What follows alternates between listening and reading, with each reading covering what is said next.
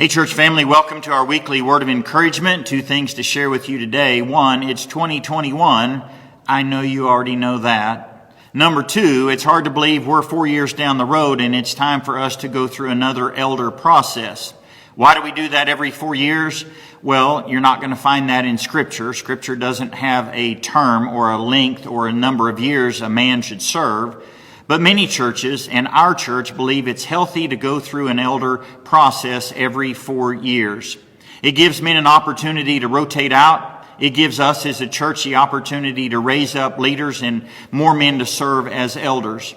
So over the next several weeks, we will be explaining what that process will look like. Today, I want to begin explaining what an elder, what a leader is. Here's a question. What do you call the leaders at your church? Well, depending on your church, and you will probably hear in many churches of Christ, a leader is referred to as an elder, a presbyter, a bishop, an overseer, a pastor, a shepherd. We can use those terms interchangeably. The Greek word presbyteros is where we get the word elder or presbyter. The Greek word episkopos is where we get the word overseer or bishop.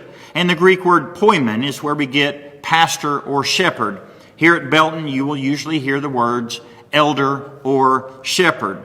You also need to know all of these terms refer to the function of the men who serve in this leadership role. In other words, the Bible doesn't teach that you're to have a title. The Bible doesn't teach these men holding an office or a position. It's not about rank. It's not about title. It's not about position. The Bible is more concerned about what these leaders do. And so leadership in the Bible is not described with nouns. Leadership in the Bible is depicted with verbs. So you will read verses and hear things like those who labor among you, those who admonish you, those who watch over you. What is an elder? Well, an elder is a leader. Paul writes to Titus, "The reason I left you in Crete was to straighten out what was left unfinished and appoint elders in every town." He goes on to say there are many rebellious people that are ruining entire households. Now, where you find rebellion, there is usually no clear leadership. Let me give you some quotes about leaders.